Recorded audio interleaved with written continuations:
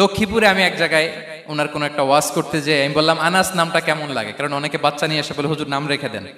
তাই আমি বললাম আজকে এখানে নাম দিয়ে দেই আনাস। এই বছর এই লক্ষ্মীপুরে যত বাচ্চা হবে যাদের মনে চায় আনাস রেখে দিয়েন। 3-4 বছর পরে শুনি আনাস দিয়ে লক্ষ্মীপুর ভরে গেছে। অনেকে আমাকে জানাইছে ছেলের নাম কি আনাস, তো বলে যে ওই যে হুজুর আপনি 19 সালে আমাদের লক্ষ্মীপুরে এসে বলছিলেন, ওই কথা থেকে আমরা পেটে ছিল বাচ্চা, আমরা নিয়ত করে ফেলছি আনাস রাখবো। আনাস নামটা অনেক সুন্দর না? সাহাবাদের নামগুলো চুজ করে করে ছেলেদের নাম রাখবেন। উনি ছিলেন বিষ্ণু ইসা ইসলামের খাদেম।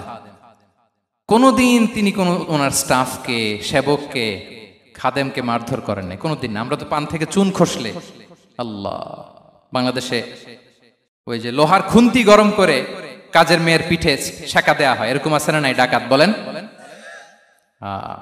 মানবাধিকার কর্মী, আবার নারী আন্দোলনের বড় নেত্রী, কিন্তু ঘরের ভেতর